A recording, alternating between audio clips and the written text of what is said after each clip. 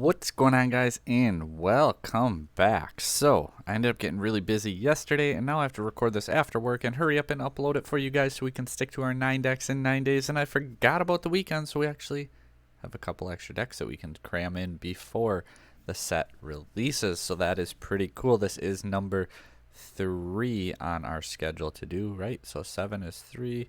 7, nope, it's 10, 9. Maybe I'm not wrong. Anyway, with the set Azurite C, we are getting a ton of pirate cards and pirate support. That is actually really cool. Now, Amber has a lot of them, Emerald has a lot of them, and Steel has quite a few. So the last few profiles, I kind of showed some new cards, talked about which ones we're going to include, which ones we won't. I'm not going to do that in this video because there's so many new cards going in. We're just going to talk about the deck and why it works. Links down below for all kinds of good support ways for the channel, anything like that. But without further ado, we're going to jump right on into it. And for the most part, it's actually a pretty pure pirate deck. There's a few cards that aren't pirates that are in here because, well, we need to draw cards. We need some consistency. The overall cost of the deck is $203, and we're only playing 6 uninkable cards. That's it, 6 of them. So there's some room here. I'm kind of curious, what are you guys cooking up as far as pirates? You have Ruby Steel pirates. You have, well, Emerald you can cram in there now. You have Amber that has quite a few if you're going with all the Winnie the Pooh characters. So I really like that the pirate archetype is so interchangeable between colors now. I think that's really cool. I think it's got a lot of good things going for it.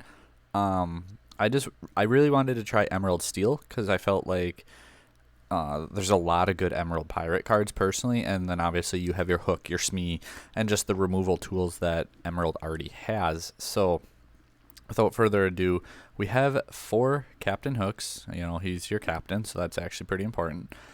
2 Dock. I at one point had 4, and just cutting cards down eventually got it down to 2. We are playing Beast Tragic Hero again for the draw power. We needed draw cards. We have to be able to have consistency. If you don't want to play the Tragic Heroes, you can bump Dock up to 4. You could put in things like a Whole New World. Obviously, you have Let the Storm Rage on. You have Strike a Good Match. There's a handful of things that you can put in for consistency. I just think to be optimal, Beast is it. And when we see that 203 price point, knowing that Beast is in there, if you don't play Beast, this is like a $50 deck. That's pretty crazy. Actually, that might not be true because some of the new cards might not have prices yet. We'll see in a second. Second Scene, super rare for Daisy, secret rare for there, or not secret, Yu-Gi-Oh player, legendary rare. Shouldn't be too bad price point though. Anyway, then obviously you got your Mr. Smees. We see this is kind of like a pirate aggro deck too. It's a pretty aggressive build, winning fast, questing hard. We do see that we pretty much top out at our 5. So with an aggro deck, that's pretty standard, pretty common. Mr. Smee, this card is just really good. You have so many captains too. He's not going to self-damage himself very often. So that just works out really well. The 3-cost Captain Hook. So this is a new one. While it's exerted, opposing pirate characters can't quest. That's not going to come up a ton. I really don't think it will, unless obviously if you run into other pirate decks, but he's a 4 willpower 2 quester, and whenever this character is challenged, you get to draw a card. So that's why we're playing 2 of him. We're playing it because he's a multi-quester, 4 willpower, and he can potentially draw you cards. We're not playing it for the Inspire's Dread effect. That's just kind of there. Let's see, moving on, we also have more 3-cost cards. You know John Silver is going to be in here, and we are cramming the locations. For those who may not know, he gets Resist 1 and 1 extra lore for each location you have in play. So he doesn't have to be at the location, just location in play, so that's really strong, really good to note. You get 3 locations out. He's a 3/3 with Resist 3 and Questing for 4. He can become a menace once these locations start piling up. Some other new cards, we got Billy Bones in there, a 3-cost 2 quester, and when he's banished, you can banish chosen item or location. I expect locations to be a lot more popular, so an aggressive card that can potentially take out a location is going to be good. And, well, what if they're trying to win too, or what if they're not taking him out? Remember, it just says when banished, so he can challenge into your opponent's character and kill himself, and he's banished, and then you can remove their location that way if you need to. So I really like this Billy Bones card as a new one. Then Donald Duck. While you have a captain character in play, this character gets +2 lore. So we have a lot of captains going for us. We have Captain Hook. We have this Captain Hook bringing us to 6. John Silver brings us up to 10.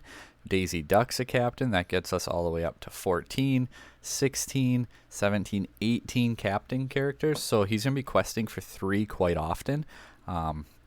So Donald Duck, first mate, again, just we're being aggressive. That's the idea here. We want to win fast, you know. So that's why 2 dock too. Like by the time your hand's gone, that drawing, you want to win fast. Captain Hook's, you know, we needed a 1-drop.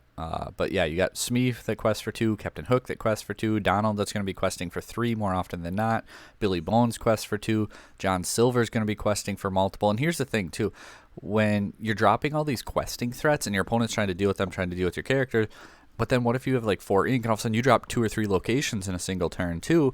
Now they have to deal with the locations and your characters, and you just start compiling that lore really quickly, and it becomes very difficult for your opponent to deal with it.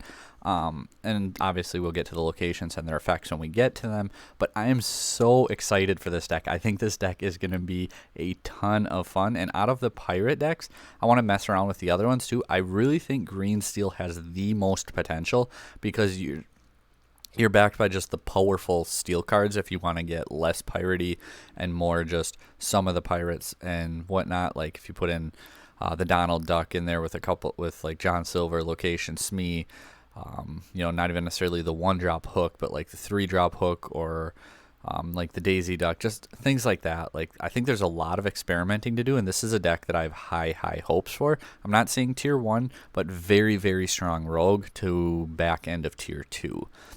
Daisy Duck Pirate Captain, as we get into our 4-cost characters, she's a 3/3, and when one of your pirate character quests while at a location, draw a card. So again, it's trying to supplement and put in some draw here.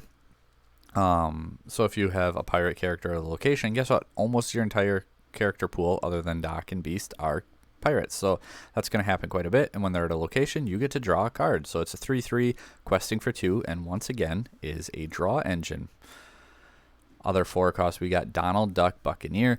During your turn, whenever this character banishes another character in a challenge, your other characters get 1 lore for the turn.